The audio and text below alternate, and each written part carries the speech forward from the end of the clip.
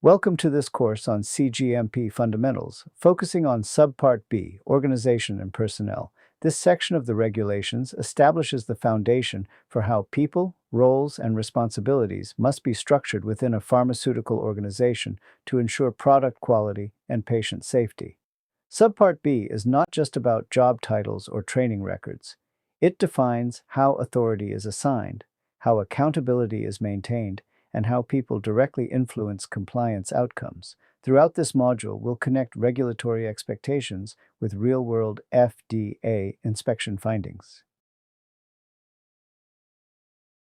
In this session, we'll begin with an introduction to Subpart B and its place within 21 CFR Part 211. We'll then walk through the key regulatory requirements section by section, focusing on what FDA actually expects to see during inspections. From there, we'll discuss practical applications, how these requirements show up in day-to-day operations, and conclude with common FDA citations and key takeaways you can apply in your own organization.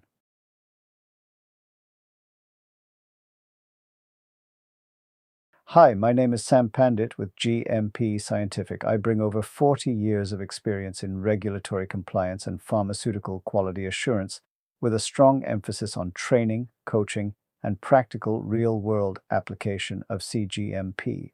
As we go through this module, I'll translate regulatory language into what it means operationally, what auditors look for, what good documentation looks like, and where cGMP compliance programs typically break down.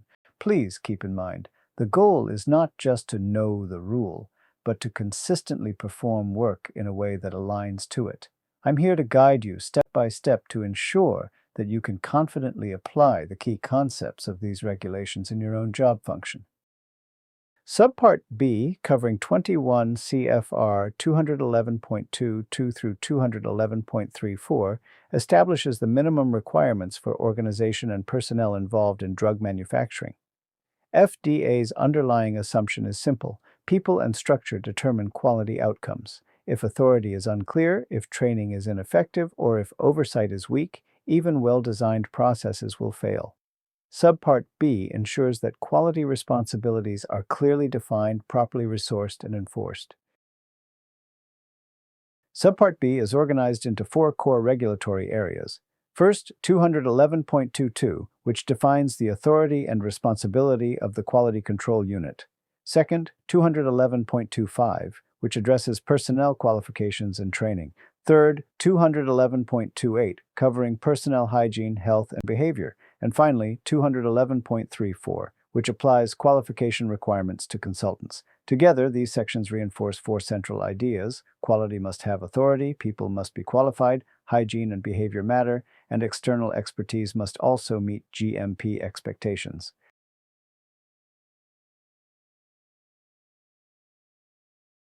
Section 211.22a requires that a quality control unit, or QCU, be formally established and given both responsibility and authority. This authority includes the power to approve or reject components, materials, procedures, and products. FDA places strong emphasis on independence here. Quality must be able to say no, even when production schedules or business pressures push in the opposite direction. FDA has repeatedly cited firms where quality existed on paper but lacked real decision-making power. In FDA's view, releasing product without full testing or approval represents a fundamental failure of the quality unit.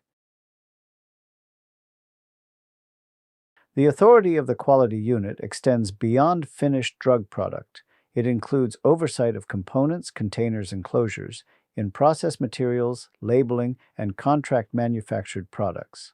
FDA often identifies gaps where responsibilities are fragmented or assumed to belong to someone else. If quality does not actively oversee these areas, FDA considers the control system ineffective, regardless of how well procedures are written. Section 211.22b requires that adequate laboratory facilities be available to the quality unit. This requirement exists because quality decisions must be based on reliable data. FDA frequently cites companies that rely solely on supplier certificates of analysis without appropriate verification. From FDA's perspective, trust without verification is not compliance. Firms must demonstrate that laboratory resources, whether internal or external, are sufficient to support meaningful quality decisions. Under 211.22c, the quality unit must approve or reject all procedures that impact product quality. This includes manufacturing instructions, testing methods, cleaning procedures, and change controls.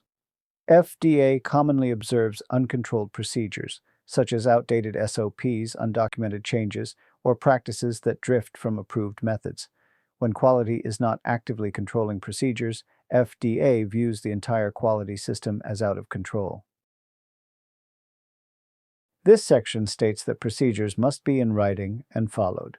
FDA does not accept informal practices, verbal instructions, or tribal knowledge as substitutes for written procedures. Equally important, FDA expects firms to follow their own procedures exactly as written. If a procedure exists but is not followed, FDA considers that a serious compliance failure, regardless of intent. Section 211.25 requires that personnel be qualified through a combination of education, training, and experience. Training must be job-specific, documented, and ongoing. FDA has cited firms where personnel completed training but still demonstrated unsafe or non-compliant behaviors. From FDA's perspective, if training does not translate into correct performance, the training program itself is ineffective. Section 211.28 focuses on hygiene, gowning, sanitation practices, and controlled access to restricted areas.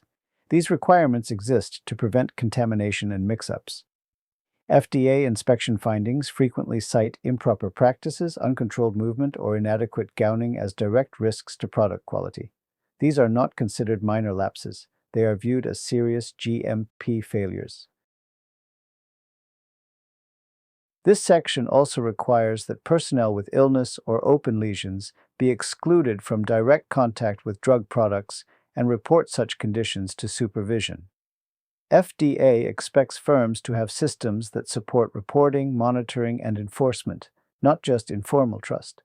Because people are one of the highest risk variables in manufacturing, FDA treats failures in this area very seriously. Section 211.34 extends qualification requirements to consultants. Consultants must be qualified for the services they provide, and their qualifications must be documented. FDA often recommends the use of qualified consultants following compliance failures, but they are clear on one point: management retains responsibility. Hiring a consultant does not transfer accountability for compliance. In practice, Subpart B expectations apply to everyone in the organization. Personnel are expected to follow established procedures, apply cGMP principles correctly, and seek guidance when uncertainty exists. Non-compliance observations should be reported, and the quality unit should be involved early and consistently. Quality is not a department, it is a system that depends on people. FDA citations related to Subpart B frequently involve failures of the quality unit, lack of independence, inadequate training records, and poor supervision. Inspectors commonly identify situations where quality did not follow its own procedures, lacked final authority, or failed to ensure personnel were properly trained and qualified. These findings reflect systemic weaknesses, not isolated errors.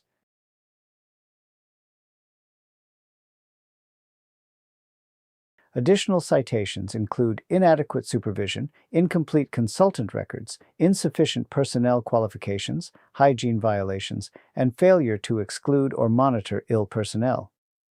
FDA views these issues as indicators of weak quality culture and ineffective management oversight.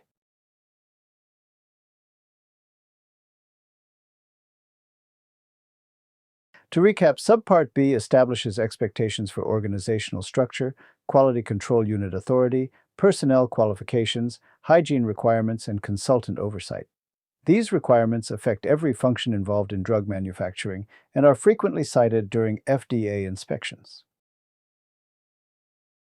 As next steps, take time to dive deeper into the details of each section, complete the associated quiz, and consider how these requirements apply to your own role and organization.